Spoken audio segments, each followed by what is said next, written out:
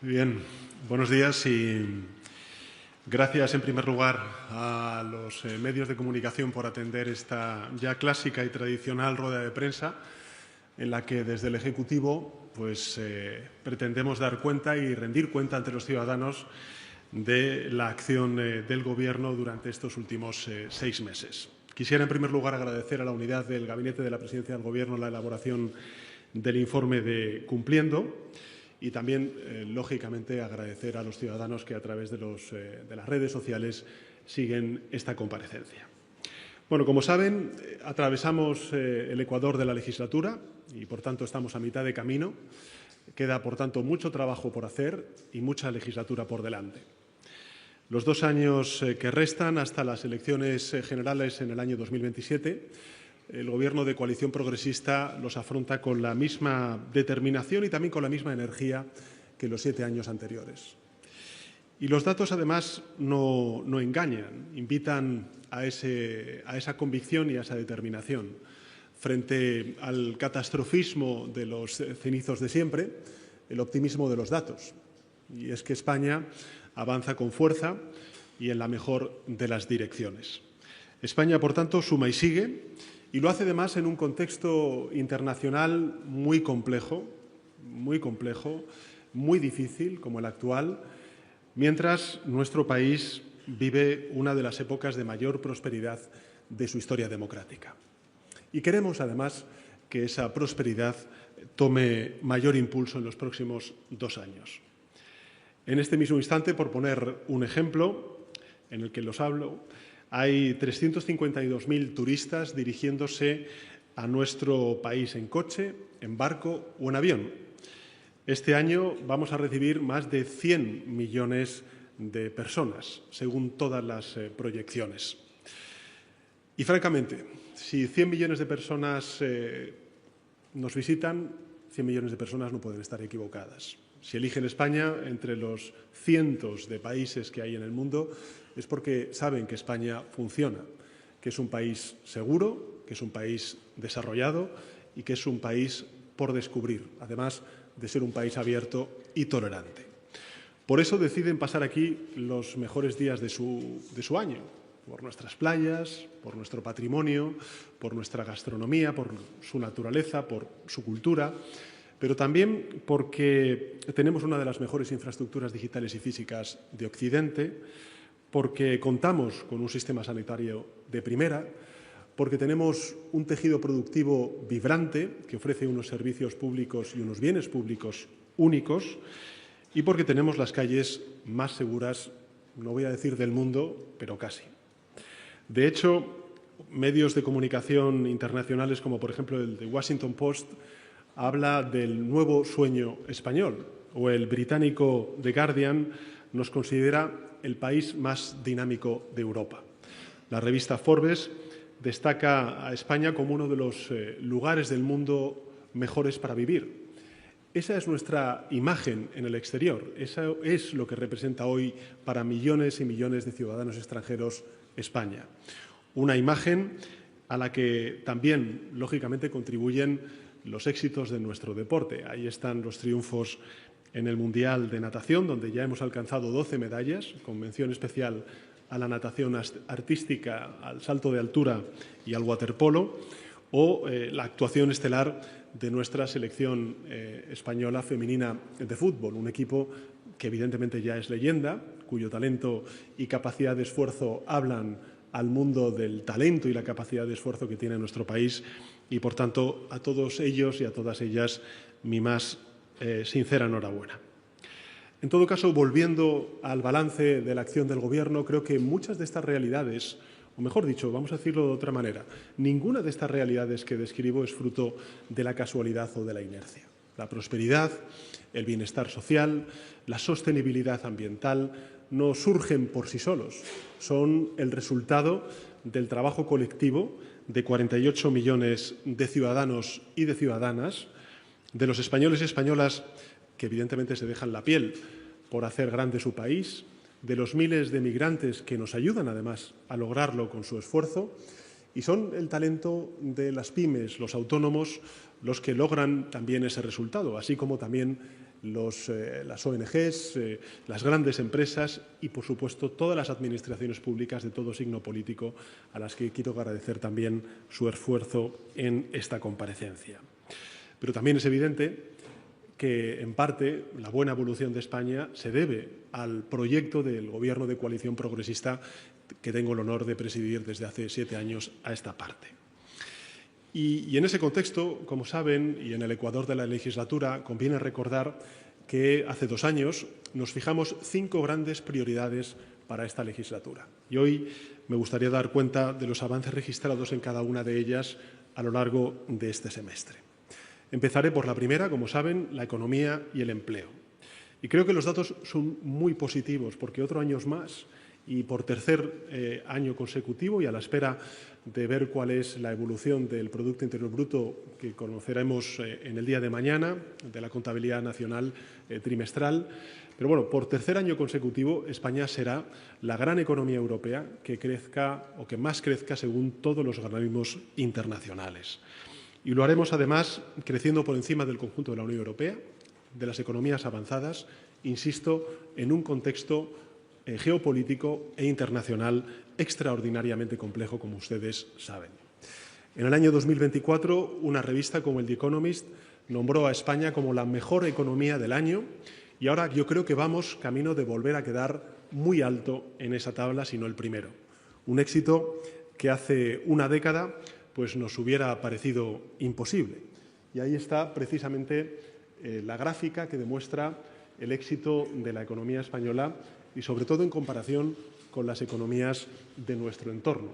La Unión Europea en el año 2025 tiene una previsión de crecimiento económico del 1,1%, mientras que para España tenemos una previsión de crecimiento económico del 2,6%. Insisto que mañana tendremos los datos de la contabilidad nacional trimestral, sabremos exactamente si vamos en camino a ese horizonte del 2,6% al final del año. En todo caso, lo que sí que es cierto es que los datos de empleo que hemos conocido hace escasos días sí demuestran que la economía española sigue creciendo de manera muy fuerte, en comparación, lógicamente, con otras economías y en un contexto internacional, como he dicho antes, tan complejo. De hecho, creo que es muy importante el que hayamos roto de nuevo un techo de afiliación a la Seguridad Social del número de ocupados, que está ahora mismo en 22.268.000 personas. Y creo que esto es también muy relevante porque de esos 22 millones de ocupados, 10 millones de ellos, o más de 10 millones de ellos, son ellas, son mujeres. Y no habíamos tenido unas cifras de afiliación de la población femenina tan importantes, tan contundentes como las que estamos teniendo en el día de hoy. Yo creo que esto es muy importante y da muestra del vigor de la economía española y también, lógicamente, de la importancia de la aportación de las mujeres al crecimiento económico y a la prosperidad de nuestro país. Prácticamente 9 de cada 10 asalariados y asalariadas en nuestro país tiene contratos indefinidos. Y eso tiene mucho que ver también con la reforma laboral que aprobamos durante la pasada legislatura. Y ahí están los datos también de la tasa de paro, que cae al 10,3%, es decir, la más baja desde el año 2008, y, por tanto, ya enfilando el que podamos acabar cuáles son las previsiones, de hecho, del Gobierno de España para el final de la legislatura, acabar con cifras de paro de 1 dígito y no de 2 dígitos, como tuvimos, lógicamente, durante estos últimos 15 años. Los datos no mienten, España avanza y su ciudadanía lo hace además con ella, porque esto es lo importante también. No solamente que las cifras macro sean las que son y les damos la bienvenida y la enhorabuena, sino que además sea algo que se redistribuya en el conjunto de la población. Es verdad que algunos se obstinan en decir una y otra vez que los españoles y españolas son hoy más pobres que hace 7 años, pero es simple y llanamente falso, porque, de hecho, los datos demuestran que la combinación de las políticas económicas y de reformas que está poniendo en marcha este Gobierno y las políticas sociales, es decir, de redistribución de la renta, de esa riqueza, también entre la población española, ha hecho que la renta disponible de los hogares españoles sea hoy un 9% más alta que en el año 2018. Repito, un 9% más alta que en el año 2018. ¿Esto qué significa? Bueno, esto significa, para los ciudadanos que estén siguiendo esta comparecencia, que incluso si tenemos en cuenta la inflación, y hemos tenido épocas como consecuencia de la guerra de Ucrania, pues inflaciones muy altas, de 2 dígitos, como no habíamos tenido en décadas. Bueno, pues si incluso tenemos en cuenta la inflación, el hogar medio en España tiene hoy un 9% más de poder adquisitivo. Algo que se refleja bien tanto en el incremento del consumo como también del ahorro, que ha pasado de una media de 2.500 euros en el año 2018, esa es la media del ahorro, 2.500 euros en el año 2018, a 7.200 euros en la actualidad. Sé que aún, pues lógicamente, estamos lejos de conseguir lo que todos queremos, que es cerrar esa brecha de poder adquisitivo que nos ha separado históricamente del resto de Europa, pero también sé que tras cada década de retroceso hemos recuperado el buen rumbo para lograrlo.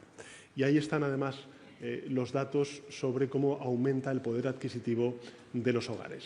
La media del año 2018 al año 2023 del 16% en lo que respecta al incremento del coste de la vida y cómo ha aumentado esa renta al 27%, o ese poder adquisitivo de los hogares al 27% y, por tanto, un 9% más, como decía antes en mi exposición. Ese avance, y en la mejor de las direcciones, también lo podemos ver cuando apreciamos el dinamismo empresarial. Simplemente un dato. En el año 2024 se recibieron más de 36.000 millones de euros de inversión extranjera directa. Repito la cifra, 36.000 millones de euros de inversión extranjera directa. Es decir, el segundo mejor registro, nada más y nada menos que desde el año 1993. Desde el año 1993 no teníamos cifras, registros de inversión extranjera directa tan importantes como lo que estamos ahora mismo teniendo, en este caso en el año 2024, que son los últimos datos disponibles. Y además, en lo que va de año, el IBEX, es decir, la bolsa española, ha subido en un 22%. Solo en el último año se han creado en España casi 50.000 nuevas empresas. Y se han producido expansiones, modernizaciones profundas de muchas de las industrias existentes, en buena medida gracias al apoyo de los fondos Next Generation que empleamos solos, porque no tuvimos el apoyo de la oposición durante el peor momento, el momento más dramático de la pandemia. Para ponerlo en cifra, son 815.000 las empresas, sobre todo pequeñas y medianas empresas, las que se han beneficiado ya de los recursos provenientes de los fondos Next Generation. España es hoy, además, el país de la Unión Europea que más fondos no reembolsables ha recibido. Y lo hacemos, además, por delante de grandes países como Italia, como Francia, y lo hacemos gracias al cumplimiento de los hitos establecidos por la Comisión Europea. En muchas ocasiones habrán escuchado decir, y seguro que en los medios de comunicación luego en la rueda de prensa, en las preguntas, pues se hacen eco de ello, que poco menos que no aprobamos leyes, que no impulsamos reformas. Bueno, pues la prueba viva de que efectivamente esos hitos, esas reformas, esas transformaciones se están poniendo en marcha es que, insisto, somos el país de la Unión Europea que más fondos no reembolsables ha percibido de los fondos Next Generation, y eso tiene todo que ver con el cumplimiento de una agenda de transformaciones, de reformas, de hitos que nos comprometimos y que acordamos precisamente con la Comisión Europea para recibir esos fondos.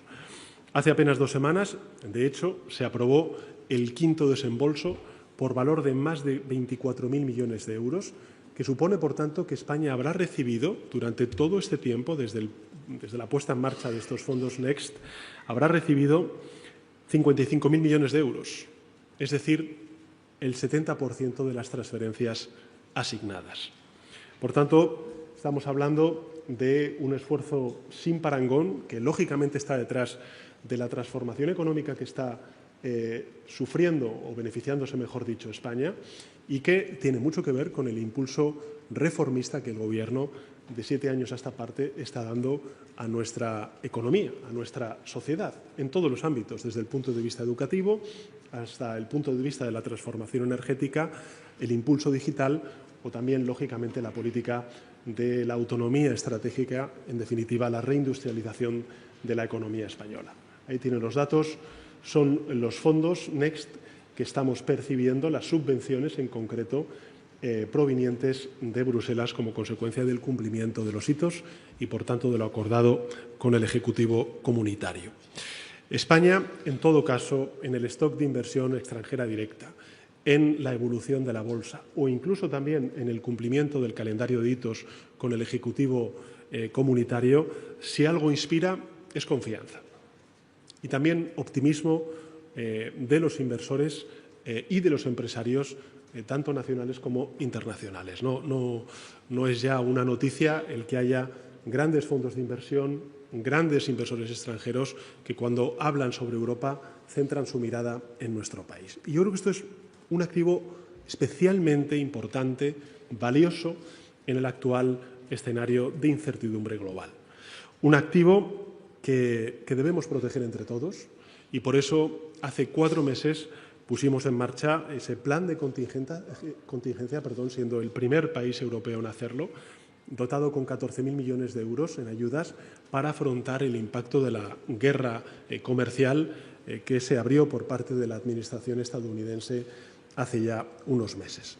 Y por eso también, cuando hablamos en este caso del apagón y de la no convalidación del Real Decreto Ley eléctrico de medidas eléctricas hace una semana en el Congreso de los Diputados, lo que está haciendo el Gobierno de España es ver de todas esas medidas cuáles son susceptibles de ser aprobadas no por un Real Decreto Ley, sino por un Real Decreto que haga que nuestro sistema sea más resiliente, y eso es lo que está trabajando ahora mismo la vicepresidenta tercera del Gobierno. En todo caso, aquellas otras medidas, como ya dije la semana pasada, que necesitarán la convalidación de las Cortes Generales, pues evidentemente volveremos a llevarlo en el Congreso o al Congreso de los Diputados tan pronto como sea posible. Porque, y este es el mensaje que me gustaría trasladar principalmente a la industria, es que frente al oportunismo irresponsable de algunos, la industria española debe saber que siempre va a contar con el compromiso del Gobierno de España. Y que antes o después, por mucho ruido que haya, por muchas zancadillas que intenten poner, vamos a sacar adelante las medidas que son necesarias para hacer más resiliente al sistema eléctrico en nuestro país. Primera prioridad, por tanto, que fijé hace 2 años, economía y empleo. La segunda, como saben, es la del fortalecimiento de nuestro estado del bienestar. Y yo creo que lo estamos logrando. Hay muchos ejemplos en el ámbito de la sanidad, por ejemplo.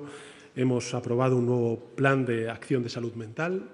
Hemos incrementado en un 11% el número de plazas de psicólogos y psicólogas internos residentes. Hemos impulsado algo muy importante para mí, creo que también para el conjunto de la sociedad española después de haber sufrido la pandemia, que es esa Agencia Estatal de Salud Pública. Hemos creado una ayuda de 100 euros para todos los jóvenes menores de 16 años que necesiten el apoyo para acceder a gafas o a lentillas. Bueno, la formación sanitaria especializada, ahí están los datos. Hemos alcanzado los 12.366 plazas convocadas para el año 2026, es decir, un 54% más que en el año 2018, y solamente en medicina hemos convocado 9.276 plazas, y ahí tienen la evolución y el compromiso en cuanto a la formación sanitaria especializada. Hemos aumentado desde el año 2018 significativamente, aunque evidentemente queda muchísimo camino por recorrer en este aspecto. En educación, y aquí está la ministra portavoz y también ministra de Educación y Formación Profesional, pues ahí están los datos, 15.400 nuevas plazas públicas para niños de 0 a 3 años que hemos creado. Hemos concedido becas a 964.000 estudiantes, es decir, un 23% más que cuando gobernaba la administración de Mariano Rajoy. Yo creo que esto es un ejemplo no solamente de nuestra apuesta por la igualdad de oportunidades, sino también por la meritocracia. Las becas, 2.500 millones de euros, son casi 1 millón de chavales los que de una u otra manera se benefician de esta política de igualdad de oportunidades y de mérito que impulsa el Gobierno de España. Hay otras muchas medidas que hemos puesto en marcha. Yo quisiera, sobre todo, poner en valor el que hayamos creado 368 nuevas ofertas formativas, 53.000 nuevas plazas de formación profesional, lo que supone un total de 380.000 nuevas plazas de formación profesional creadas desde el comienzo de los fondos Next Generation. Yo creo que esto es muy importante. Si no me fallan las cifras, ministra, son 1 millón, ¿no?, los estudiantes que tenemos ya en formación profesional. Modificamos al principio de la legislatura del año 2018 la Ley de Formación Profesional y, en fin, creo que hemos dado un impulso en donde ya no existe formación profesional de una u otra manera, solamente existe una, que es la formación profesional dual. Y eso tiene mucho que ver también con la reducción de la tasa de abandono escolar y la mejora de la empleabilidad de nuestros jóvenes. Fortalecer nuestro estado del bienestar implica también seguir reforzando las prestaciones sociales y, por eso, en este semestre el Gobierno ha inyectado nada más y nada menos que 1.800 millones de euros adicionales al Fondo de Reserva de la Seguridad Social. Hemos vuelto a revalorizar las pensiones, hemos incrementado las pensiones mínimas un 6%, las no contributivas un 9%, para que, en definitiva, pues, nuestros mayores puedan tener una vejez digna, la que se merecen y que se ganaron con el sudor de su frente. Por eso también hemos elevado la financiación en dependencia por tercer año consecutivo con 783 millones de euros y por eso también me gustaría anunciarles que el Gobierno de Coalición Progresista llevará mañana al Consejo de Ministros una ampliación histórica de los permisos de nacimiento y de cuidados. Y gracias a ella los ciudadanos podrán disfrutar a partir de ahora de 3 semanas más de permisos retribuidos para cuidar a sus hijos y a sus hijas, que se sumarán a las 16 semanas que ya estaban en vigor gracias a las políticas sociales que ha impulsado este Ejecutivo. Una novedad importante es que las 2 últimas semanas podrán disfrutarse de manera flexible hasta que el niño o la niña cumplan 8 años y podrá, por tanto, acogerse a ellas de forma retroactiva aquellas familias cuyos hijos e hijas hayan nacido a partir del 2 de agosto del año 2024. Finalmente, las familias monoparentales, que están constituidas en un 80%, como saben, por mujeres, pasarán a tener derecho a 32 semanas de permiso por nacimiento o cuidados frente a las 16 actuales. Lo que quiero decir con esto es que, frente a los recortes que sufrimos en el pasado, hoy hay una ampliación de derechos constante y persistente por parte del Gobierno de España y, por tanto, lo que hacemos es reforzar nuestro estado del bienestar y también hacer beneficiario de estas políticas a las familias de pie, a la gente. En todo caso, somos muy conscientes de que aún queda muchísimo trabajo por hacer. Sabemos que España sigue registrando unos niveles de pobreza y de desigualdad inaceptables, particularmente cuando hablamos de la pobreza infantil. Por eso es importante lo que estamos haciendo con el ingreso mínimo vital. Sabemos también que en muchas comunidades autónomas la sanidad, la educación, los cuidados están perdiendo terreno a manos de unas administraciones conservadoras que están desmantelando el sistema público para vendérselas al mejor postor a las empresas privadas. Y sabemos también que el acceso a la vivienda, a una vivienda digna, sigue siendo un imposible para miles de ciudadanos. Este, como dije en el discurso de investidura hace 2 años, es un asunto prioritario para el Gobierno, un asunto que exige determinación, tiempo, compromiso, recursos económicos, un asunto que en gran medida depende de otras administraciones, de administraciones autonómicas, de administraciones locales, que son las que tienen las competencias fundamentalmente, pero también somos conscientes, yo lo he dicho en primera persona en multitud de ocasiones, que el Ejecutivo de Coalición Progresista está abordando con todos los recursos que tiene a su alcance y con toda la determinación posible el que podamos levantar ese 5.º pilar del estado del bienestar, que sea la vivienda. Porque, en definitiva, sabemos que hasta que no resolvamos este problema, pues no vamos a resolver o, digamos, reducir aún más uno de los principales dramas que sufre nuestra sociedad, que es la desigualdad.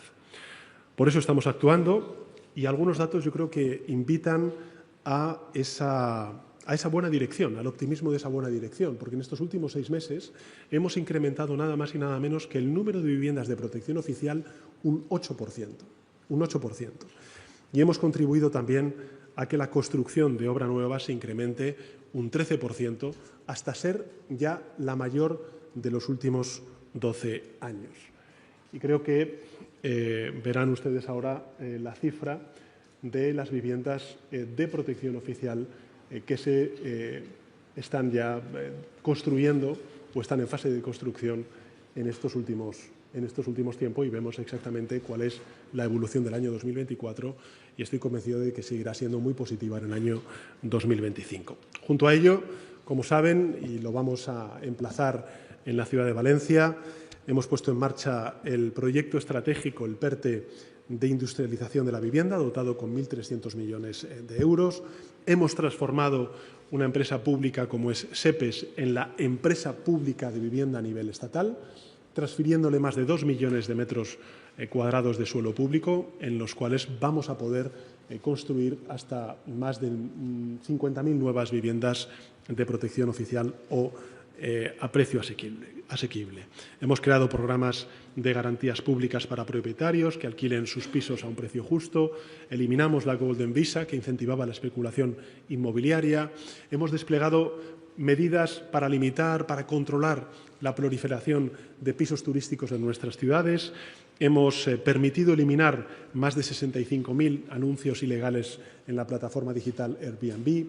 En definitiva, estamos desplegando toda una acción de política pública en todos los frentes, desde la construcción hasta la regulación de aspectos como es el registro de pisos turísticos, para hacer frente al principal problema que tienen nuestros jóvenes, pero también muchas familias, como es el acceso a la vivienda.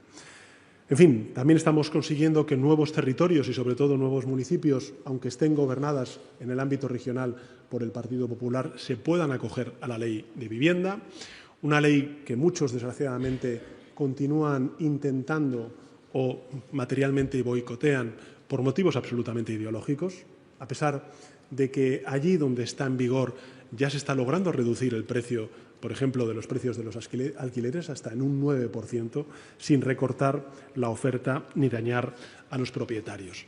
Yo siempre pongo el mismo ejemplo.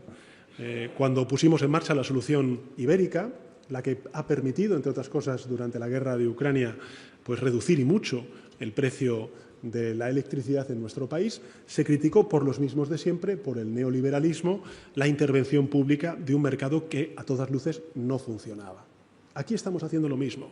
Estamos interviniendo en el mercado. Necesita tiempo, pero estoy convencido de que si seguimos persistiendo en esta política y en estas políticas, pues estaremos poniendo los cimientos de ese quinto pilar del Estado del Bienestar, que es la vivienda. Queda, en todo caso, muchísimo por hacer, pero creo que avanzamos en la buena dirección y el próximo semestre vamos a avanzar más. De hecho, en la última conferencia de presidentes y presidentas autonómicos, como saben, en Barcelona, lanzamos un nuevo plan estatal de vivienda que triplica la inversión pública en este ámbito, pasando de los 2.300 millones de euros que invertimos en el periodo 2022-2025 a nada más y nada menos que 7.000 millones de euros para los próximos 5 años. Es decir, de 2.300 a 7.000 millones de euros. Hay comunidades autónomas que han mostrado, vamos a decirlo así, su interés en sumarse a esta iniciativa, otras por motivos ideológicos, no porque los ciudadanos no sufran un problema de acceso a la vivienda, se han negado en redondo. En todo caso, nosotros vamos a trabajar con aquellas comunidades autónomas que quieran seguir apostando también por la intervención pública, cuando hablamos, por ejemplo, de la construcción o de la rehabilitación, porque creemos que es lo que nos toca y lo que nos corresponde. Recursos, convicción y políticas, que es lo que estamos haciendo cuando hablamos de vivienda. La tercera prioridad que fijamos para esta legislatura, como saben, es la adaptación y la mitigación a la emergencia climática. Saben que en el año 2018 la primera medida que tomamos fue la declaración de emergencia climática en nuestro país. Y desde entonces hemos tenido una política consistente en la transformación energética y en la adaptación y la mitigación a esta emergencia climática.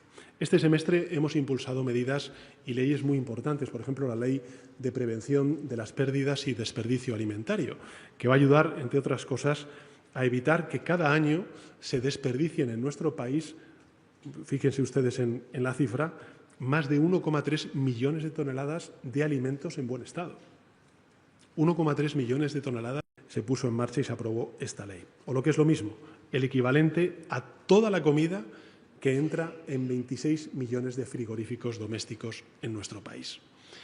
Hemos reforzado la protección de nuestros ecosistemas, hemos declarado 10 nuevas zonas especiales de conservación dentro de la red Natura 2000, hemos prorrogado el programa MOVES 3, que saben que trata de impulsar el vehículo eléctrico y conectado en nuestro país, y hemos logrado reducir nuestras emisiones de CO2 asociadas a la generación de electricidad un 17% respecto al año anterior. Y yo creo que esto es motivo de orgullo para nuestro país, porque evidentemente estamos creciendo y la economía española lo está haciendo con fuerza cuando nos comparamos con otras economías de Europa, pero además lo estamos haciendo no solamente con empleo de calidad, con cohesión social, sino con una reducción bastante importante, si lo comparamos, por ejemplo, con el año 2018, de los gases de efecto invernadero y, por tanto, del CO2. Y yo creo que esto tiene mucho que ver con una política en donde se combina el crecimiento económico con la transición ecológica y demostramos frente a aquellos que o niegan la ciencia o niegan los datos y la evidencia que se puede crecer y se pueden reducir las emisiones de CO2 y que además todo ello lo que hace es ganar en competitividad a aquella economía que apuesta por esta transición ecológica como un elemento vector de sus fundamentos de crecimiento económico. Todas estas son acciones que, por ejemplo, han hecho que en el último ranking de una universidad prestigiosa de Estados Unidos, como es la Universidad de Yale, diga que España es la quinta gran economía más sostenible del mundo. Repito, la quinta gran economía más sostenible del mundo. Y esto no es por casualidad, es, como he dicho al principio de mi intervención, una apuesta decidida por parte de la ciudadanía en su conjunto, de los trabajadores, de los empresarios y, por supuesto, también de distintas administraciones públicas. Desgraciadamente, no todas en esto nos acompañan, pero bajo el liderazgo del Gobierno de España. Y aún así, es evidente que no podemos caer en la complacencia, porque lo cierto es que el cambio climático, la emergencia climática, continúa avanzando y que España, junto con otros muchos países europeos, pues aún está lejos de ser ese país verde y resiliente con el que soñamos. De hecho, aprovecho este punto para trasladar toda nuestra solidaridad a aquellos países europeos, particularmente países del Mediterráneo, que están sufriendo ahora mismo olas de calor y también incendios muy graves, como estamos viendo a través de los medios de comunicación. Por eso creo que es muy importante seguir descarbonizando nuestra economía, nuestra industria, para lo cual vamos a publicar al final del verano las próximas convocatorias de fondos europeos para este propósito. Tenemos que seguir impulsando también la circularidad de nuestros sistemas productivos, de modo que los residuos pues, se conviertan en una gran industria de recursos para otras industrias. Y por eso hay que seguir apostando por las energías renovables, por el almacenamiento, por las interconexiones energéticas, como venimos haciendo desde hace 7 años a esta parte. En este sentido, creo que va a ser clave el decreto ley que algunos grupos parlamentarios rechazaron la semana pasada y al cual he hecho antes referencia, porque creo que la transición ecológica no puede ni debe ser una moneda de cambio en la que, o con la que mercadear prebendas o proyectar divisiones ideológicas inexistentes de cara al electorado. Todos los ciudadanos, voten lo que voten, se benefician de esta apuesta, que además los datos avalan, la evidencia científica avala, para la transformación energética y la transición ecológica de nuestro país. La transición ecológica no puede ser eso, debe ser, en todo caso, un consenso social, una obligación moral, una oportunidad económica para todos y todas, no solamente los ciudadanos, sino también el conjunto de territorios. Porque además, como he dicho antes, la experiencia de los últimos años demuestra que puede ser esa transición ecológica uno de los grandes motores de crecimiento, de innovación, de cohesión social y territorial de nuestro país. Por eso, quienes votan en contra de este tipo de reales decretos leyes no votan en contra del Gobierno de España, votan en contra del interés de nuestro país. La cuarta prioridad que anunciamos para esta legislatura es el fortalecimiento de nuestras instituciones, también de nuestra cohesión territorial.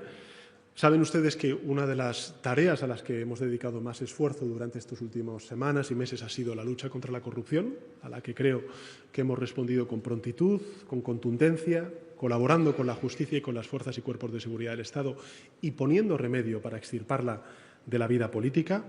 A tal fin, el pasado mes de julio, el 9 de julio en concreto, el Gobierno de España presentó un plan ambicioso de lucha contra la corrupción con 15 medidas que ayudarán a reforzar la prevención, la detección y la sanción de prácticas que nunca deberían darse en nuestra democracia y que contaron además con la colaboración de una organización multilateral tan importante como es la OCDE.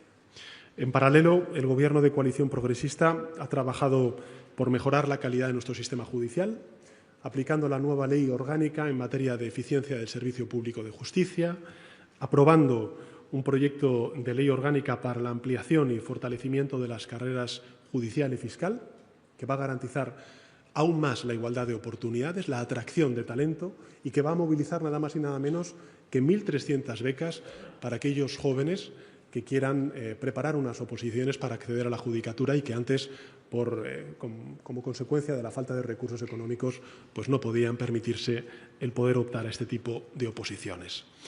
En el ámbito de la cohesión territorial, yo creo que este semestre hemos logrado dos avances muy relevantes para todas las administraciones territoriales.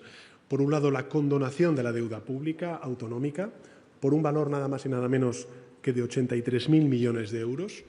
Y, por otro, la aprobación, en esta vez sí, la semana pasada, de las entregas a cuentas por 147.000 millones de euros y 28.734 millones de euros, las primeras para las comunidades autónomas y las segundas para las entidades locales. Estas son dos medidas, como digo, muy importantes que van a permitir a estas entidades tener un mayor volumen de recursos, yo diría que el mayor volumen de recursos que han tenido en la historia. Y ahí tienen la evolución de los recursos del sistema de financiación autonómica del que disfrutan ahora mismo las comunidades autónomas como consecuencia también, no solamente de la buena marcha de la economía, sino también del compromiso del Gobierno de España con la cogobernanza. Tienen ahí datos que son absolutamente históricos y, desde luego, que no tienen parangón si los comparamos con lo que nos dejaron allá por el año 2018 la Administración conservadora. Sí quisiera también recordar una de las principales leyes de esta legislatura, que es la Ley de Amnistía, que ha contado con el aval del Tribunal Constitucional, que avaló la plena constitucionalidad de la Ley de Amnistía. Yo creo que esta es una extraordinaria noticia para un país que trabaja por el reencuentro y la convivencia entre los pueblos de España. La quinta y la última prioridad a la que me gustaría referirme es la política exterior. Una política exterior ambiciosa que yo diría también está comprometida con el derecho internacional.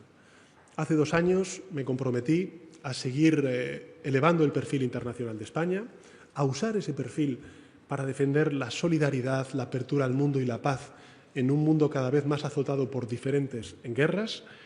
Y creo que con coherencia y con la misma determinación, tanto en Europa, cuando hablamos de la guerra de Putin en Ucrania, como en Oriente Medio, cuando hablamos de la catástrofe humanitaria que está sufriendo el pueblo palestino. Ante países humildes, ante líderes de países poderosos, esa coherencia también se ha practicado y creo que honestamente lo estamos logrando. Y no lo digo solamente de palabras, sino también con hechos.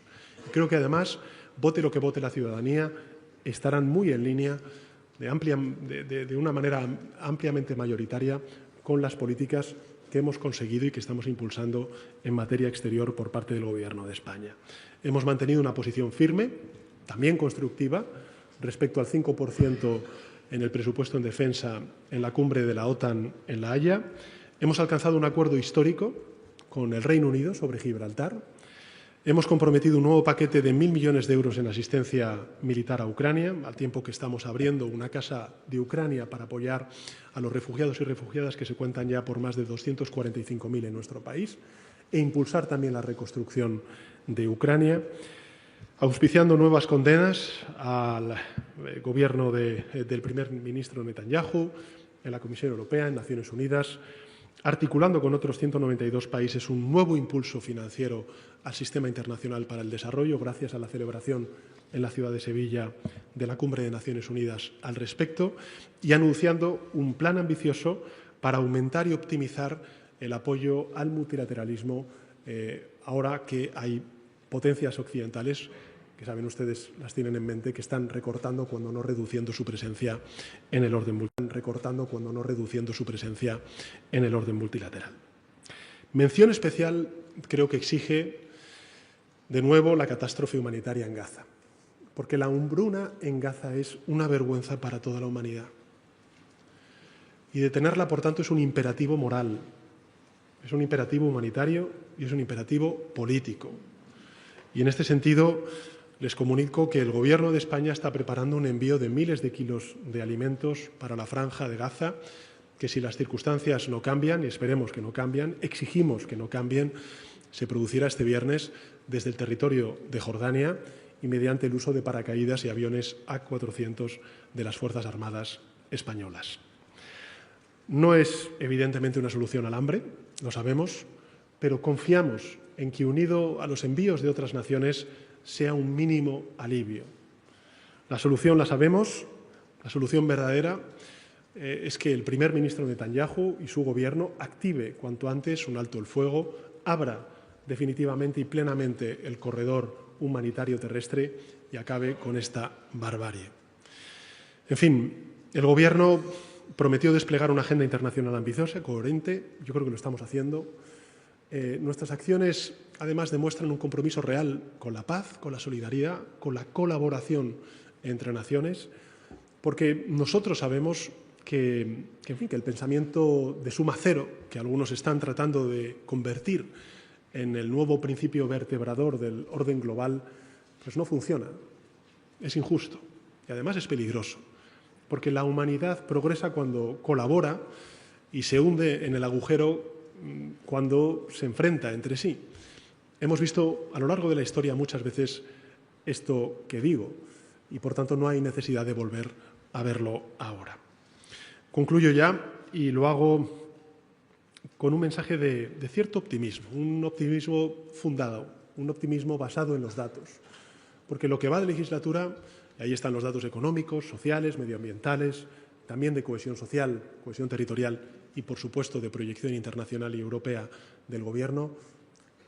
En lo que va de legislatura, el Gobierno de coalición progresista ha logrado aprobar 42 leyes y, por tanto, cumplido con el 45% de los 200 compromisos que adquirimos con la ciudadanía en el año 2023. Es decir, en el Ecuador de la legislatura hemos logrado sacar adelante el 45% de los compromisos a los cuales nos comprometimos con la ciudadanía hace 2 años.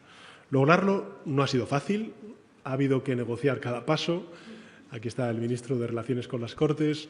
Hemos ganado el 86% de las votaciones en el Congreso. Son porcentajes muy semejantes a los de estos últimos 7 años. Cada victoria parlamentaria, pues evidentemente nos ha llenado de alegría y cuando no hemos contado con el respaldo parlamentario, pues nos hemos cargado de determinación y convicción para aquellas cosas que consideramos eran buenas para el interés general de nuestro país, volver a presentarlas y sacarlas adelante. Creo que la Agencia Estatal de Salud Pública es un buen ejemplo de cómo se pierde una votación en primera instancia, pero luego se vuelve a llevar a tramitación parlamentaria y la sacamos definitivamente. La pena es que no logra el eco en los medios de comunicación que la primera vez, pero en todo caso no está nada mal el que salga adelante este tipo de medidas que al final benefician al conjunto de la ciudadanía, en este caso fortaleciendo una arquitectura ante futuras crisis de salud pública como la que vivimos en el año 2020 con la pandemia de la COVID-19. En fin, sabemos que detrás de cada una de estas leyes, por tanto, lo que hay es una buena medida para la gente, porque al final logramos sacar lo importante, como por cierto pasó durante la pasada legislatura, en la que las mayorías también eran escurridizas y en las que registramos un ratio de victorias y de derrotas parlamentarias semejante a las que estamos teniendo en esta legislatura. Bueno, en los próximos 2 años vamos a seguir por este camino, vamos a pelear cada votación, cada ley, no hay otra, velando por los intereses de la mayoría social frente a los privilegios de las élites e impulsando una agenda social, económica, medioambiental, progresista, ambiciosa. Una agenda que merece la pena y cuyos resultados saltan a la vista para aquel que realmente quiera verlos. Nuestros compatriotas van a disfrutar ahora de un merecido descanso vacacional. Lo van a hacer en uno de los países que mejor está funcionando de Europa y del mundo, un país con unas cifras de crecimiento y de empleo que son absolutamente récord, con unos niveles de desigualdad y pobreza que son más bajos que en 2018, más bajos que la última década y media, y con el segundo poder adquisitivo que más crece del conjunto de la OCDE, es decir, de las economías más desarrolladas del mundo. Y también con un tejido productivo, y quiero decirlo, y un sistema de movilidad cada vez más verdes y con una vocación internacional respetada y reconocida en el planeta.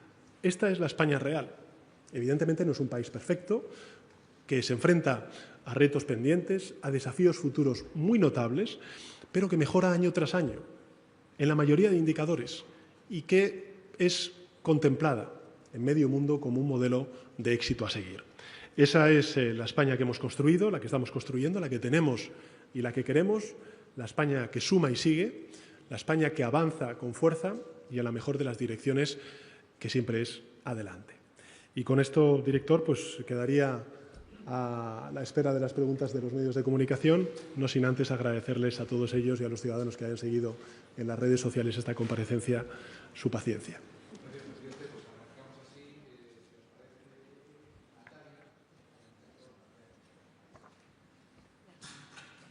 Buenos días, presidente. Le quería hacer dos preguntas, si me permite. La primera relacionada con el acuerdo que ha firmado Ursula von der Leyen con Donald Trump, que acepta la Unión Europea un 15% de aranceles de Estados Unidos sin que haya esa imposición a la inversa.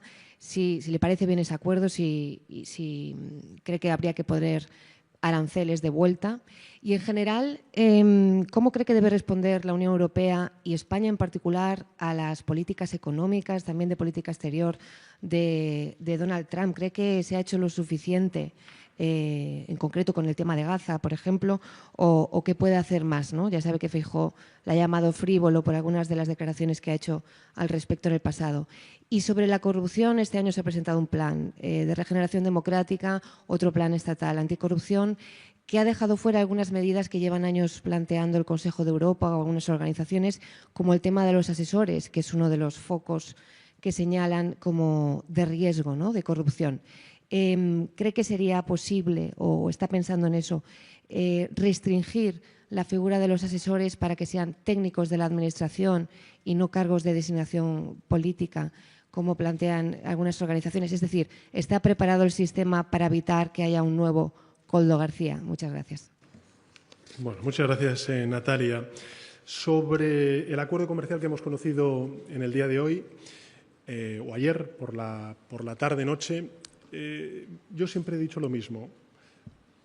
Valoro el esfuerzo que ha hecho la Comisión Europea, valoro la actitud constructiva y negociadora que ha tenido la presidenta de la Comisión Europea y, en todo caso, respaldo este acuerdo comercial, pero lo hago sin ningún entusiasmo. Sobre ¿qué tiene que hacer Europa? Bueno, yo creo que una de las principales lecciones que tenemos que extraer de todo lo que estamos viendo en el ámbito internacional y sobre todo cuando hablamos de la administración estadounidense es que nos tenemos que poner las pilas los europeos en todos los ámbitos, en la autonomía estratégica, en las relaciones comerciales con otros países.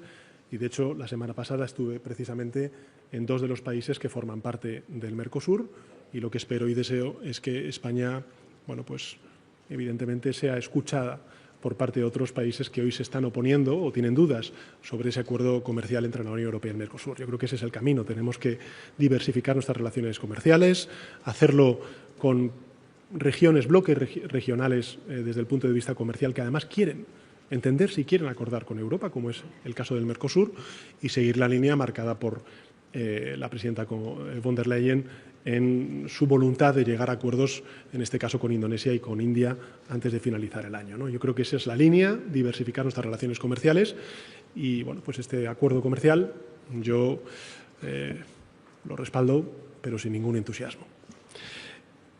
Sobre corrupción, he de decirle que efectivamente hay dos planos, uno sobre calidad democrática, donde estábamos hablando de cómo implementar en España aquello que se aprobó en el Parlamento Europeo, vinculado con la calidad democrática y la lucha contra la desinformación, y esos son paquetes que estamos poniendo en marcha ya tanto a nivel de Consejo de Ministros como también proponiendo modificaciones legislativas en el ámbito parlamentario. De hecho, recientemente hemos llevado al Congreso de los Diputados programa en ese plan de mejora de la calidad democrática. Insisto, plan que viene de un mandato europeo, en el sentido de que fue aprobado por el Parlamento Europeo vía reglamento. Y respecto a la reflexión que usted hace, mire, nosotros hemos hecho este plan de lucha contra la corrupción en colaboración con la OCDE. Hemos tomado muchas de las recomendaciones también del propio Consejo de Europa, al cual usted antes hacía referencia, y en todo caso ahora empieza la tramitación parlamentaria. E insisto, somos un gobierno de coalición con una minoría parlamentaria y, por tanto, pues serán bienvenidas todas aquellas propuestas que hagan otros grupos parlamentarios en aras, efectivamente, de reforzar todo aquello que ha fallado para tener, bueno, pues este caso de corrupción que ha afectado, en este caso, al Partido Socialista que yo dirijo.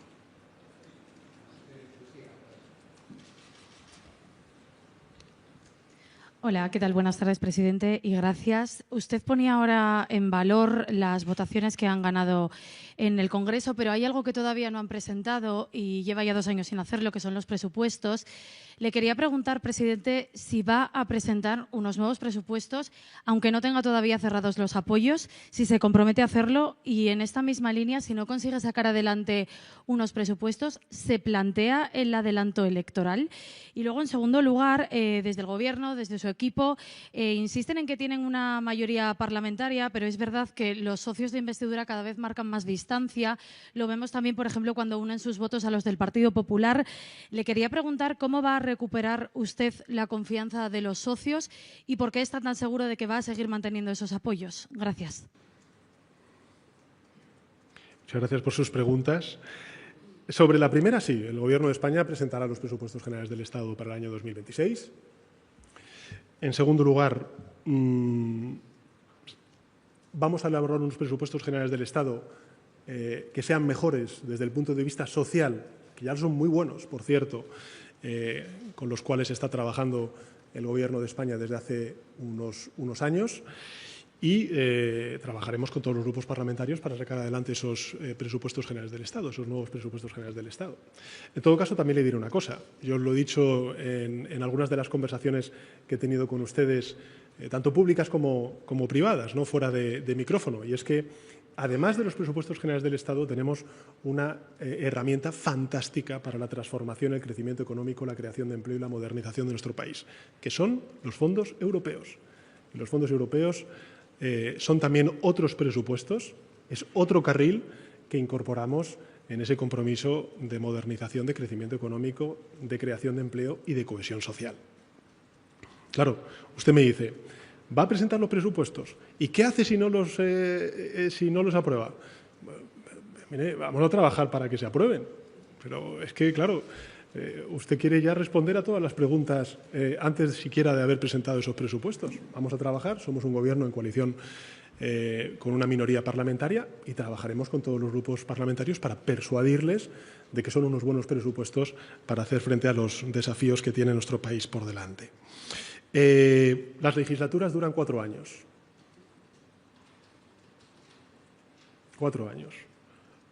Las elecciones generales serán en el año 2027 y ya les adelanto que el Partido Popular, cuando se celebren esas elecciones generales, al día siguiente pedirán un anticipo electoral como llevan haciendo desde hace 7 años. No sé si será el señor Feijóo quien pida de nuevo ese anticipo electoral, pero ya les adelanto que eso es lo que le va a pasar al Partido Popular, que lleva 7 años pidiendo elecciones todos los días del año. Y claro, si al final su estrategia, que ya está contrastada porque sigue en la oposición, es la misma, pues poco podemos decir. Son un disco rayado, piden lo mismo, la alternativa ya sabemos cuál es un Gobierno de Feijóo con Abascal, pero además yo creo que la alternativa es lo que está poniendo en marcha este Gobierno, con datos, con hechos, con números que demuestran que España crece como la que más en Europa, crea empleo como nunca se ha creado en estos últimos 15 años en nuestro país y reduce la desigualdad, pues como no teníamos desde hace 3 lustros. Por tanto, yo creo que hay motivos de sobra para seguir determinados en esta política de transformación, de reforma, de modernización y de cohesión social y territorial. Mayoría parlamentaria. A ver, nosotros tenemos un socio de gobierno, que es Sumar. Sumar. El resto, efectivamente, son grupos parlamentarios que de manera asimétrica unas veces votan con nosotros y otras veces no votan a las propuestas que hace el Gobierno de España. Pero no hay una mayoría en el Congreso de los Diputados ni con una orientación ideológica ni con otra orientación ideológica. El hecho cierto es que algo muy común en las democracias europeas, como es la fragmentación parlamentaria en las Cortes Generales españolas, el único partido que puede articular mayorías en positivo, no en negativo, es el partido que yo me honro en dirigir y el Gobierno que yo me honro también en liderar. Por tanto, creo que no hay nada nuevo bajo el sol. Son 7 años de un Gobierno de coalición en minoría parlamentaria, pero un Gobierno que, y ahí están los datos de la propia Comisión Europea, acaba de desembolsar más de 24.000 millones de euros porque hemos cumplido con la agenda de reformas y con los hitos que acordamos hace ya más de 5 años con la Comisión Europea para precisamente recibir esos fondos, ¿no? Por tanto, bueno, pues la confianza la tenemos que ganar todos los días, sino que se lo pregunten a los ministros aquí presentes. Todos los días tenemos que ganarlo la confianza, no solamente de los grupos parlamentarios, sino de la ciudadanía en general. Pero yo siempre digo una cosa, yo creo que lo más importante es la actitud, ¿no? Yo creo que es importante tener una actitud de humildad, de apertura, de capacidad de negociación, de escuchar a los grupos parlamentarios, de ponerse en su piel, de saber exactamente que también sus intereses son legítimos. Bueno, eso es lo que hace el Gobierno de España desde hace 7 años. Quien no hace esto, pues es quien está en la oposición. Insisto, es que ahora mismo el jefe de la oposición solamente puede pactar, y de vez en cuando, con un grupo político, que es Vox. Y cuando llega a acuerdos, ya estamos viendo a qué tipo de acuerdos llega en las comunidades autónomas donde cogobiernan. No hay avances de derechos, lo que hay es un retroceso, una involución. Bueno, yo no quiero eso para mi país. Y creo que además, en un momento en el que tenemos esa coalición ultraderechista, tanto dentro como fuera de los gobiernos, ya sea a nivel autonómico o municipal, pues es muy importante la acción del Gobierno de coalición progresista, porque nosotros somos, al final, quienes salvaguardamos, por ejemplo, la vigencia de la Ley Memoria Democrática o los avances en igualdad de género o el compromiso en las transformaciones energéticas vinculadas con las energías limpias en la lucha contra el cambio climático. Si no fuera así, hoy España tendría una involución al cuadrado, no solamente en esos territorios, sino también a nivel estatal. Por tanto, es muy importante, es muy relevante la acción del Gobierno que está teniendo el Ejecutivo Central, no solamente en esa hoja de ruta de avances, sino también a la hora de salvaguardar los derechos ya conquistados, consolidados y que, bueno, pues están viendo restringidos o cuestionados en el ámbito de sus competencias, allí donde gobierna el Partido Popular con el apoyo de Vox.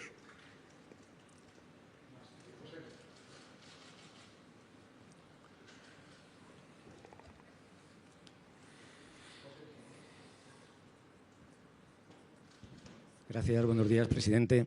Ha comentado que el Gobierno presentará el proyecto de ley de presupuestos. A la espera de la negociación, ¿vería factible una legislatura de 4 años, tal y como asegura que va a haber, sin que pudiera aprobarse ningún presupuesto?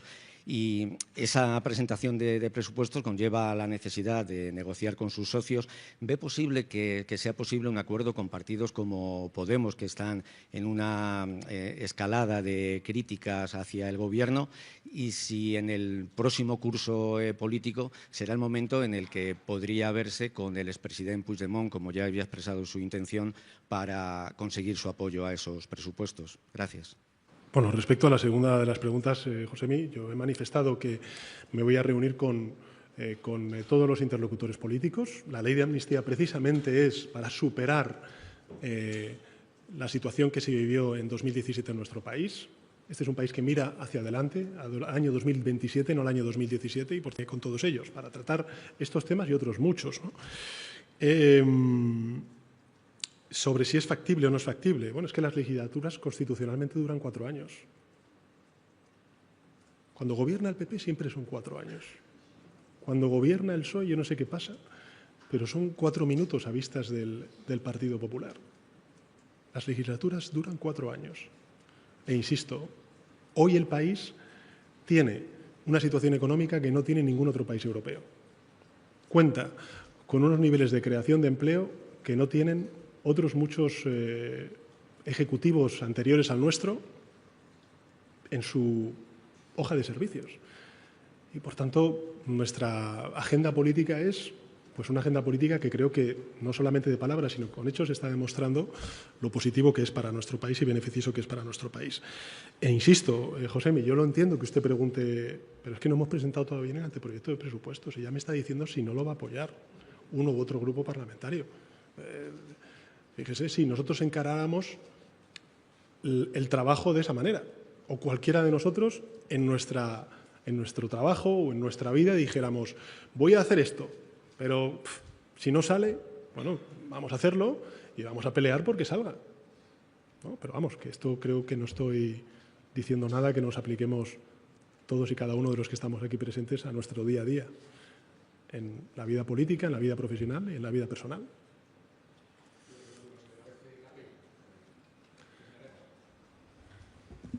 Sí, presidente, buenas tardes. Y ha dicho que va a pelear cada voto, que va a intentar persuadir. No le ha contestado a Josemi sobre Podemos. Yo le quería preguntar, dos de los aliados que... Los grupos parlamentarios, es que necesitamos todos los votos. Yo decía, dos de al los mismo aliados, tiempo, como la película. de los aparte de socios, dos de los aliados habituales, sí. Por ejemplo, Esquerra y Junts, las últimas horas, el señor Junqueras y el señor Puigdemont le han advertido sobre financiación singular, que está muy decepcionado el señor Junqueras, y el señor Puigdemont que pide que apoye o que impulse esa amnistía política que no se está aplicando jurídicamente. ¿Cree que les puede persuadir con estos mimbres que hay en estos momentos para continuar? Usted dice que tiene las pilas puestas, que está fuerte, pero ¿cree que esta segunda parte de legislatura no es con cierto vértigo que se puede afrontar en esta situación? Creo que he respondido. Me dice, no he respondido, yo voy a intentarlo. Si no, ¿para qué voy a presentar los presupuestos? Pues lo voy a intentar persuadir a todos los grupos parlamentarios, como llevo haciendo, por cierto, 7 años. E insisto, si uno mira los porcentajes, el otro día hacía partícipe a algunos de los medios de comunicación en el viaje que hicimos a Latinoamérica. En la primera de las legislaturas, bueno, es verdad que hemos tenido algunas que se han tenido que repetir, el porcentaje de éxito parlamentario de los votos estaba cercano al 90%, era del 89%. En la siguiente fue también muy semejante, en esta es de un 86%. Bueno, más allá del debate, más allá de lo que se pueda decir por parte de la oposición, pues el Gobierno de España está sacando adelante su hoja de ruta. En 2 años hemos cumplido con el 45% del mandato que nos autoimpusimos, de los compromisos que expusimos a los ciudadanos en el año 2023. Entonces, había muchos sesudos analistas y también grupos parlamentarios, los de siempre, que decían que el Gobierno no iba a durar ni 12 meses y que había que esperar a que constitucionalmente, después de 12 meses, se pudieran convocar las elecciones. Bueno, pues ya llevamos 2 años. Y luego vendrá el tercero, y posteriormente vendrá el cuarto, y habrá elecciones, y unos seguirán con su raca de siempre de anticipar elecciones, y otros seguiremos pues intentando sacar adelante las cosas buenas para nuestro país. Bueno, que tengan unas buenas vacaciones y espero que puedan descansar y que la actualidad nos deje también descansar. Gracias.